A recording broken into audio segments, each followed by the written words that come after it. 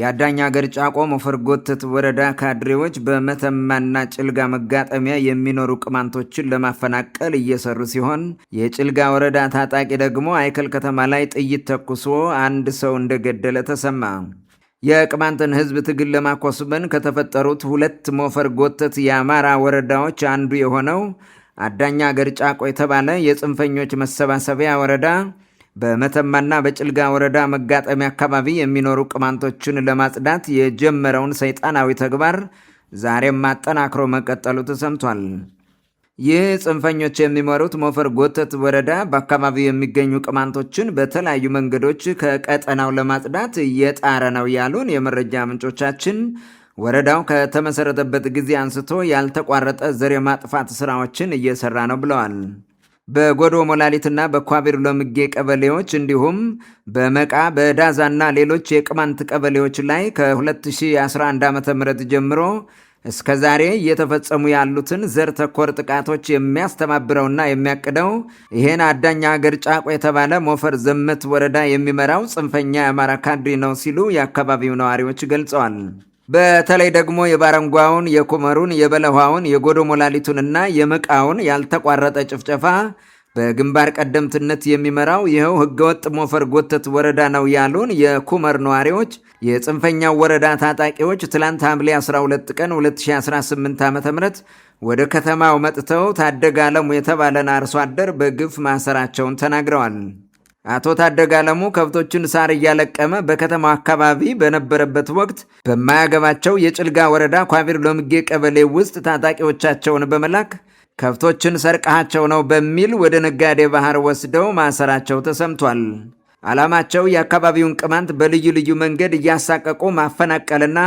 ቀጠናውን ከቅማንት የማጽዳት ተግባር ነው ያሉን የመረጃ ምንጮቻችን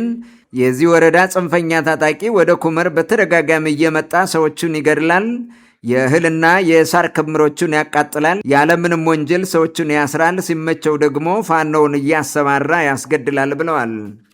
ወረዳውንና የገዛ ህዝቡን ለአዳኝ አገር ጫቆው የአማራ ጽንፈኛ ሞፈር ጎተት ወረዳ አሳልፎ የሰጠው የጭልጋ ወረዳ ካድሬ ትላንት በሚሊሻው አንድ የአይከል ከተማ ነዋሪን በጥይት አስደብድቦ ማስገደሉ ተሰምቷል። አንድ የወረዳው ሚሊሻ ትላንት ሐምሌ 12 ቀን 2018 ዓ.ም በአይከል ከተማ ከዚህ በፊት ምረት እንዲገባ የተደረገን ግለሰብ በጥይት እንደመታው የገለጹልን የመረጃ ምንጮቻችን ተጎጂው በጥይት ተመትቶ ከወደቀበት በመሆን ሚሊሻውን እንዳቆሰለውና ሁለቱም ሆስፒታል እንደገቡ ተናግረዋል። ነገር ግን የወረዳው ካድሬ በሚሊሻው ተመትቶ የቆሰለውን ግለሰብ በአባዱላ መኪና አንስቶ ወደ ሆስፒታል የወሰደውን ሹፌር ለምን አነሳኸው በሚል ከነመኪናው ማሰሩን የከተማው ነዋሪዎች ተናግረዋል። በሚሊሻው የተመታው ግለሰብ ሆስፒታል ከገባ በኋላ ሞቷል የተባለ ሲሆን የወረዳው ባለስልጣናት የቆሰለውን ለምን አነሳኸው በሚል አባዱላውን ከነሹፌሩ ማሰሩን ተከትሎ በርካታው ሰው ልጁ የሞተው በገጠመው ቁስለት ሳይሆን በሌላ ሴራ ይመስላል ሲል ጥርጣሬውን እየገለጸ ይገኛል። በሌላ ዜና በቋራ ወረዳ እንኮይ ውሃ ቀበሌ ፋኖ የተባለ ደመነፍስ ታጣቂ 3 አርሶ አደሮችን ገድሎ ከ200 በላይ የቀንድ ከብቶችን ዘርፎ መሄዱን የአካባቢው ነዋሪዎች ለጃኖ ቅማንት ሚዲያ ተናግረዋል። ጥቃቱ የተፈጸመው ትላንት ሐምሌ 12 ቀን 2018 ዓ.ም ሲሆን ከብቶቻቸውን ለማስጣል ጥረት ሲያደርጉ የነበሩ 3 አርሶ አደሮች ተገድለው ሌሎች 3 ደግሞ መቁሰላቸውን የመረጃ ምንጮች አክለው ገልጸዋል።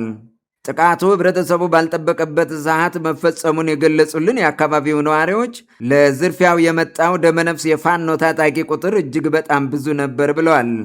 በመተማ በቋራና በቆላማው ጭልጋ ወረዳዎች የሚገኙ ቅማንቶች ሌት ተቀን አካባቢያቸውን በትኩረት በመጠበቅ ከእንደዚህ አይነት የጽንፈኞች ጥቃት ራሳቸውን ለመከላከል መጣር አለባቸው ተብሏል።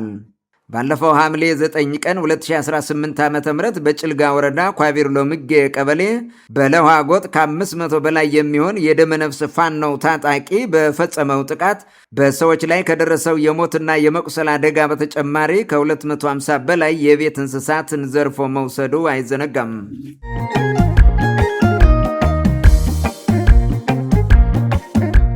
የአማራ ብልጽግና የትራንስፖርት መስተጓጎልን ጨምሮ በክልሉ ለሚፈጸሙ ሁሉም ህገወጥ ተግባራት ተጠያቂው በጫካ ታጥቆ የሚንቀሳቀሰው ቡድን ነው ሲል ፋኖን ከሰሰ። የትራንስፖርት ዘርፉ ለሕክምና ተቋማት፣ ለግብርናው ዘርፍ፣ ለንግድና ለፋብሪካ ማዕከላት፣ ለሕግ ማስከበር እንዲሁም ለእርዳታ አቅርቦት የማይተካ ሚና እንዳለው የገለጸው የክልሉ መንግስት ይህ ዘርፍ ፍጹም ሰላም የሚፈልግ ቢሆንም ባለፉት ዓመታት በተፈጠሩ ችግሮች ምክንያት መስተጓጎል ገጥሞታል ሲል ለችግሩ ባለቤት ለመስጠት ሞክሯል። የአማራ ማስ ሚዲያ ኮርፖሬሽን የተባለው የክልሉ መንግስት አፈቀላጤ ሚዲያ ባሰራጨው ዘገባ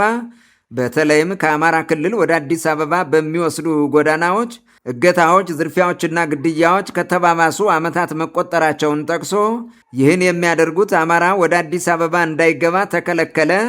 እንዲሁም ሌሎች በደሎች ደረሱበት በሚል ታጥቀው ጫካ የገቡ ታጣቂዎች ናቸው ሲል ፋኖን በስሙ ሳይጠራ ከሶታል። የአማራ ሕዝብ አዲስ አበባ እንዳይገባ ተከለከለ በሚል ጫካ የገቡ ታጣቂዎች በፈጠሯቸው ግጭቶች በሚፈጽሙት የመንገድ ላይ እገታ፣ ዝርፊያና ግድያ ማህበረሰቡ እንደ ልቡ ከቦታ ቦታ መንቀሳቀስ ካቆመ ዓመታት ተቆጥረዋል በሚል በክልሉ መንግስት የተሰራጨውን ዘገባ የተመለከቱ አስተያየት ሰጪዎች ይህ ጽንፈኛ ኃይል ክልሉን የስርዓት አልበኝነት መናኸሪያ እንዲያደርገው የፈቀደለትና በስንቅ በትጥቅና ወታደራዊ ስልጠና ያጎለበተው የክልሉ መንግስት መሆኑን ጠቅሰው ዘገባው ፍጹም ሚዛናዊነት የጎደለውና ራስን ከተጠያቂነት ነፃ ለማውጣት የተደረገ ከንቱ ጥረት ነው በማለት አጣጥለውታል።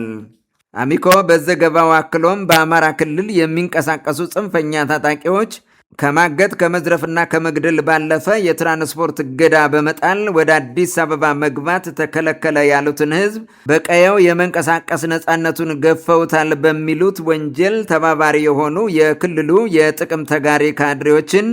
የጸጥታና የመከላከያ አመራሮችን በዝምታ አልፏቸዋል። ጃኖ ቅማንት ሚዲያ በተደጋጋሚ እንደሚዘግበው በሁሉም የክልሉ አካባቢዎች በታጠቁ ኃይሎች ለሚፈጸሙ እገታዎች፣ ዝርፊያዎችና ግድያዎች በመረጃ ልውውጥና በጥቅም መጋራት ቁጥሩ ቀላል የማይባል የመንግስት ካድሬና የጸጥታ አመራሩ ከመጋረጃ በስተጀርባ የራሱን ሚና እንደሚጫወት ይታወቃል። ትኩረቱን የአዲስ አበባ መንገድ መዘጋት ላይ አድርጎ የተሰራው ዘገባ ላይ ይህ ሁሉ የተፈጸመው በደል በአማራ ሕዝብ ላይ ብቻ ነው የሚል መልእክት ያዘለና አማራን ነፃ ላወጣ ነኝ ብሎ ጫካ የገባው ኃይል የአማራን ሕዝብ ማህበራዊ እረፍት ነስቶታል የሚል ጽሑፍም ተካቶበታል። በክልሉ የተፈለፈለው ጽንፈኛ ቡድን በፈጠረው ቀውስ የአማራ ሕዝብ ብቻ ለማህበራዊ፣ ኢኮኖሚያዊ፣ ፖለቲካዊና ስነልቦናዊ ቀውሶች የተጋለጠ ተደርጎ የተሰራጨውን ዘገባ የተመለከቱ አንዳንድ ቅማንቶች በበኩላቸው ፋኖ ሲቋቋም የቅማንትን ሕዝብ ያጠፋል እንጂ ይህን ሁሉ መከራ በአማራ ሕዝብ ላይ ያመጣል ተብሎ ስላልታሰበ የቅማንት ሕዝብ ስም መዘለሉ ብዙም የሚያስገርም አይደለም ብለዋል። ይህ ህገወጥ ጽንፈኛ ቡድን ቅማንትን ጨምሮ በሌሎች ሕዝቦች ላይ ብሔር ተኮር ጭፍጨፋዎችን ሲፈጽም እገታዎችን፣ ዝርፊያዎችንና ልዩ ልዩ ውድመቶችን ሲያካሄድ የሌለ የጀግንነት ስም እየሰጡ ያፈረጠሙት ቡድን ተመልሶ ራሳቸውን መብላት ሲጀምር ለአማራ ያዘኑ በመምሰል ማህበረሰባችን በትራንስፖርት ውድነት እየተሰቃየ ነው የሚል የአዛኝ ቅቤ አንጓች ዘገባ አውጥተዋል። ይህ ፋኖ የተባለ ጽንፈኛ ዛሬም በቅማንት ምድር በተለያዩ አካባቢዎች እየዞረ በየቀኑ በርካታ ወንጀሎችን እየፈጸመ እያለ በሚዲያቸው አንድም ቀን የማይዘግቡት የአማራ ባለስልጣናት ይህን ሁሉ ዘገባ ያወጡት አደረግን ለማለት ብቻ ነው ተብሏል።